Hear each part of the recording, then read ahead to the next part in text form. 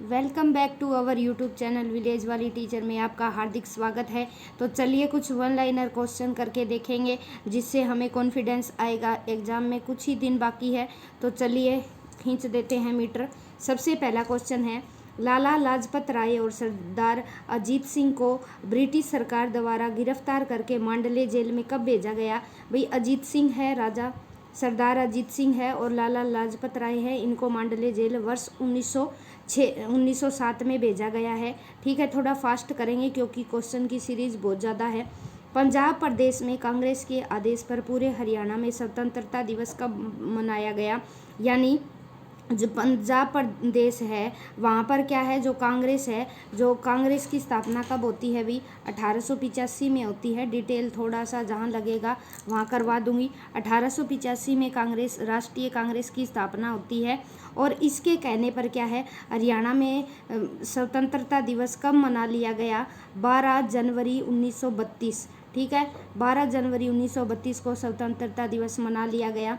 हरियाणा में कांग्रेस की स्वर्ण जयंती कब मनाई गई थी, 28 दिसंबर 1935 को। राष्ट्रीय कांग्रेस की स्थापना 1885 में होती है। और स्वर्ण जयंती क्या है, जब सिल्वर जुबली होती है, स्वर्ण जयंती होती है, एक गोल्डन जयंती होती है। जब आज़ादी के क्या है 25 साल पूरे हो जाते हैं तब तो रजत जयंती मनाई जाती है। 25 साल में क्या है, किसी चीज़ के 25 साल पूरे हो जाते हैं वहाँ तो रजत जयंती, ठीक है, सिल्वर जुबली मनाई जाती है। और जब किसी भी चीज़ के 50 साल पूरे हो जाते हैं वहाँ मनाई जाती है स्वर्ण जयंती मनाई जाती है। तो 1885 से 1935 जब 50 साल पूरे हो जाते हैं राष्ट्रीय कांग्रेस की स्थापना हुए तो हरियाणा में कांग्रेस की स्वर्ण जयंती मनाई जाती है 28 दिसंबर 1935 को, यानी सर्दियों में मनाई जाती है। आगे है, लाला लाजपत राय की मृत्यु के बाद मार्च 1929 में रोहतक में आयोजित हुई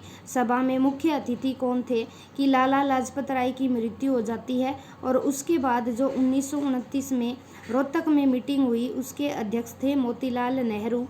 1843 में कैथल के राजा उदय सिंह की मृत्यु के बाद राजगद्दी पर हक किसने जताया भी, गुलाब सिंह ने। राजा उदय सिंह की तो मृत्यु हो जाती है, ठीक है, और क्या है फिर ये जो राजा बनता है ये गुलाब बन जाता है। तो थाली में क्या उगाया जाता है भाई, थाली में कलम काट के क्या है हमने गुलाब उगा दिया। ये थोड़ा सा समझने के पर्पज से है। अंग्रेजों ने 10 अप्रैल 1843 को किस नगर के चारों ओर 7 चौकियां स्थापित कर नाकाबंदी कर दी थी। तो कैथल के क्या है, चारों ओर 7 चौकियां स्थापित कर दी और पूरी तरह से कैथल को नाकाबंदी कर दिया गया था। कब कर दिया गया था, 10 अप्रैल 1843 में। ठीक है, 10 अप्रैल 1843 में ही अम्बाला छावनी की स्थापना होती है। और फिर 1847 में क्या है, उसे एक जिला बना दिया जाता है अम्बाला को। किस जिले के जाटों पर आर्य समाज का प्रभाव, वेरी वेरी इंपॉर्टेंट क्वेश्चन है। तो रोहतक के जाटों पर आर्य समाज का काफ़ी गहरा प्रभाव होता है। आगे है, स्वतंत्रता के पश्चात पंजाब में पंजाबी और हिंदी भाषा बोलने वालों के मध्य किस प्रश्न पर विवाद खड़ा हो गया। तो हरियाणा और जो पंजाब है उसका अलग है, जो विभाजन है वो भाषाई आधार पर ही होता है। तो भाषा के प्रश्न खड़े हो गए, इसलिए पंजाब और हरियाणा को अलग करना पड़ा। सिखों के नेता मास्टर तारा सिंह ने पंजाबी सूबे के लिए कब आंदोलन शुरू किया। एक मिनट इधर वाले कर लेते हैं पहले। Colonel M L. भार्गव के अनुसार हरियाणा के किस भाग को समुद्र छूता था। भार्गव क्या कहता है कि प्राचीन काल में आज दक्षिणी भाग में देखें हम हरियाणा में, वहाँ बारिश भी नहीं होती, बिल्कुल कम होती है। 25 से 30 सेंटीमीटर एवरेज बारिश रहती है हरियाणा के दक्षिण भाग में, जहाँ साहिबी है, कृष्णा नदी, दोहन, छोटी मोटी नदियाँ बहती है जो 1-2 ज़िले में बहकर क्या है ख़त्म हो जाती है। हमें पता है दक्षिण भाग में कम है, महेंद्रगढ़ है, रेवाड़ी है, गुरुग्राम है, झज्जर है, ये हरियाणा के दक्षिणी ज़िले कहलाते हैं। तो भार्गव क्या कहते हैं, ये कर्नल क्या कहते हैं कि किसी टाइम में यहाँ दक्षिणी भाग में क्या है समुद्र हुआ करता था और जो किसी कारण से क्या है विलुप्त हो गया। जलोढ़ पंखों का निर्माण कहाँ हुआ है भाई? ठीक है, जलोढ़ पंखों का निर्माण है गिरिपाद मैदान के दक्षिण भाग में होता है।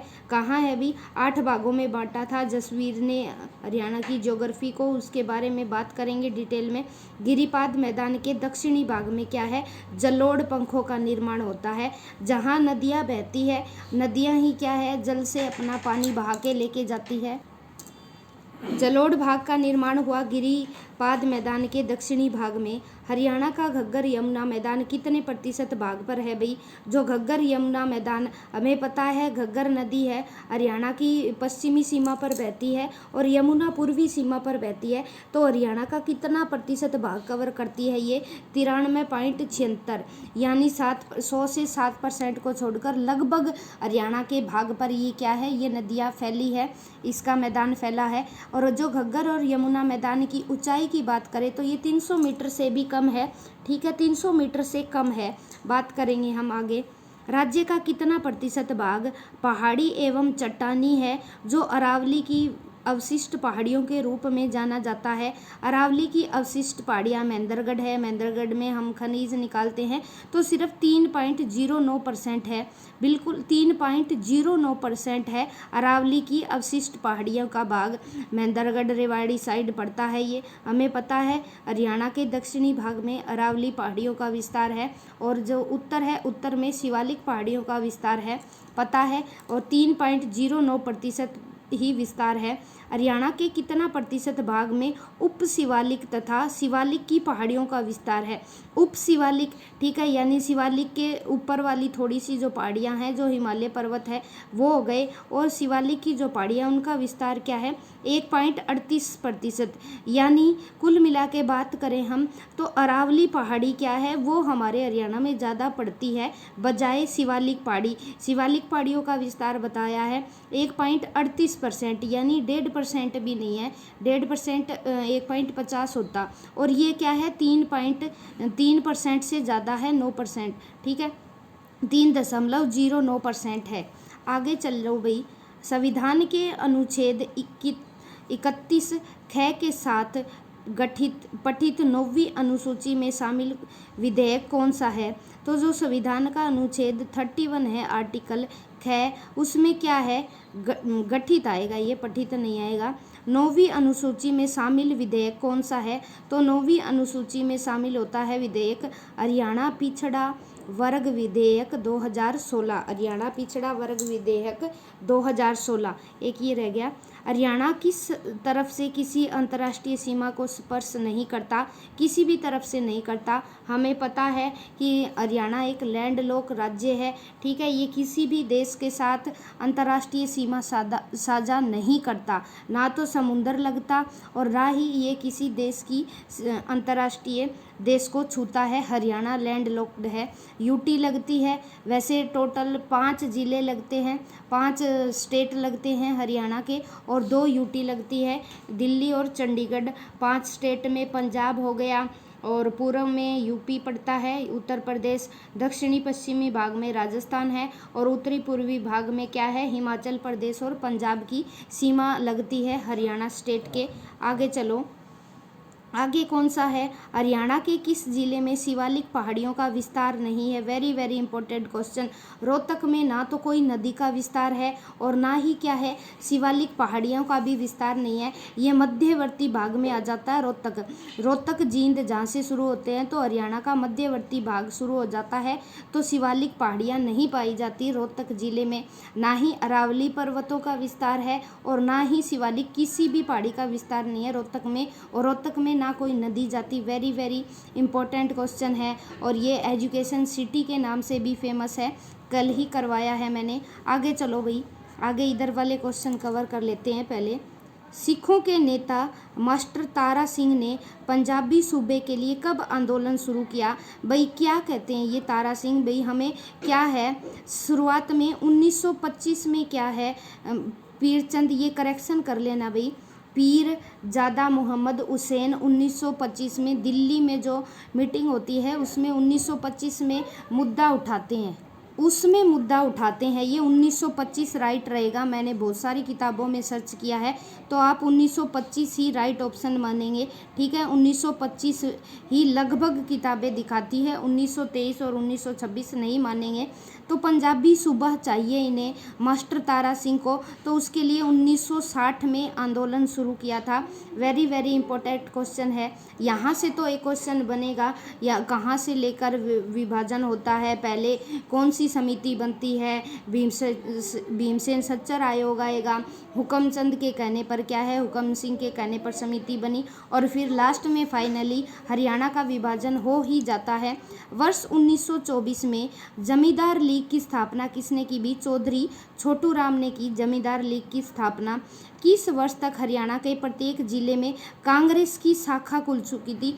कांग्रेस की स्थापना होती है 1885 और सिल्वर जुबली हमने बनाई, गोल्डन जुबली बनाई हमने 1935 में, 28 दिसंबर 1965 में। और हरियाणा के जितने ज़िले थे, ठीक है, उस टाइम 7 ज़िले हुआ करते थे, तो सातों ज़िलों में 1907 तक सभी ज़िलों में क्या है, राष्ट्रीय कांग्रेस की स्थापना हो चुकी थी 1907 तक। 1906 में मुस्लिम लीग की स्थापना होती है, 1905 में बंगाल विभाजन होता है लॉर्ड कर्जन के समय, और उसी समय क्या है, स्वदेशी आंदोलन छिड़ता है, बाहरी वस्तुओं का, अंग्रेजी वस्तुओं का बहिष्कार हो जाता है। 1906 में मुस्लिम लीग की स्थापना होती है।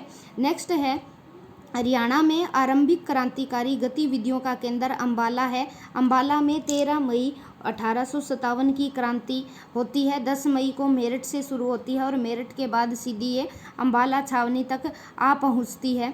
हरियाणा के मैदानी भाग की समुद्र तल से ऊंचाई, मैदानी भाग मिडल में रहेगा, जहाँ नदियाँ फली फूली है, नदियाँ निकलती है। यमुनानगर के कलेसर से क्या है, यमुना निकली, मारकंडा निकली, वो फिर सरस्वती में मिल गई। अलग अलग नदियाँ क्या है, वो नीचे आके मैदानी भागों में आ जाती है। तो मैदानी भागों में ही सबसे ज़्यादा फसलों का उत्पादन होता है। और इसकी ऊंचाई की बात करें तो हम लगभग एवरेज जो मान के चलते हैं 700 से 900 फीट रहने वाली है, 700 से 900 फीट रहने वाली है। अब चलेंगे इधर इस साइड, हरियाणा में शीतकाल यानी सर्दियों में कितना तापमान रहता है? तो 12 डिग्री सेल्सियस एवरेज है ये, ठीक है। कम भी हो सकता है, इससे कम भी चला जाता है कई बार। और हिसार की बात करूँ मैं, हरियाणा का जो हिसार ज़िला है, वहाँ सबसे ज़्यादा सर्दी भी वहीं होती है और सबसे ज़्यादा गर्मी भी वहीं होती है, ठीक है। जब सर्दियाँ होती है दिसंबर और जनवरी के महीने में, तो ये हिसार जो ज़िला है वहाँ चला जाता है और भी कम हो जाता है यहाँ पर। और हरियाणा के उत्तरी भागों में पर्वतीय क्षेत्रों में कितनी वर्षा होती है? पर्वत लगेंगे, हमने सुना है ना, बचपन में पढ़ते हैं, ये पहाड़ वर्षा लाने में सहायक होते हैं। तो पहाड़ी इलाके हैं हमारे, पंचकुला हो गया, यमुनानगर हो गया उधर, तो वहाँ बारिश कितनी होगी भी? 200 सेंटीमीटर बारिश होती है वहाँ पर, ठीक है। पहाड़ों के नज़दीक है इसलिए 200 सेंटीमीटर बारिश होती है। हरियाणा के दक्षिणी भाग की बात करें तो अधिकतम वर्षा 25.38 सेंटीमीटर, लगभग 25 सेंटीमीटर होती है, बिल्कुल कम है। देखो एक तरफ तो 25 है और एक तरफ 200 सेंटीमीटर है। यहाँ ना नहर वगैरह की ज़रूरत नहीं पड़ती। जो खेती बाड़ी है, वो फसल है, वो बारिश के साथ ही क्या है, बारिश के साथ काम चला लेते हैं। लेकिन यहाँ क्या है, यहाँ नहर हो गए, नलकूप हो गए, उनसे सिंचाई करनी पड़ती है, क्योंकि बारिश यहाँ बिल्कुल 25 सेंटीमीटर है, बिल्कुल ही कम है। हरियाणा के किस भाग में सर्वाधिक वर्षा होती है? ये देखो बात आ गई, तो उत्तर पूर्व में सबसे ज़्यादा वर्षा होती है। देखो नेचर की भी क्या बात है, जहाँ नदियाँ हैं और वहीं पे ज़्यादा बारिश हो रही है। उत्तर में हमारे नदियाँ फैली है, पूर्व में भी नदियाँ फैली है, दक्षिण में नदियों का विस्तार इतना नहीं है और वहाँ क्या है, बारिश भी बहुत ही कम होती है। तो आगे बात करें, हरियाणा के किस भाग में ग्रीष्म काल में लू नामक गर्म हवाएं चलती है?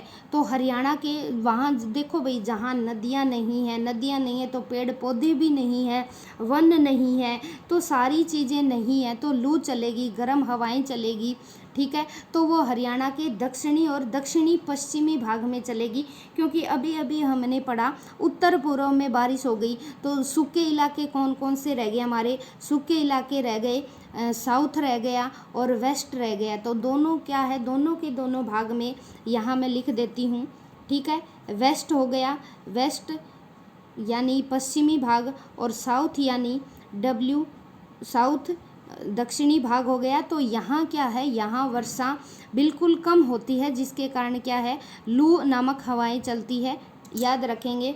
तो आई होप ये कुछ क्वेश्चन थे, 27 क्वेश्चन बने हैं, 27-28। ये सीरीज़ आपको समझ में आई होगी।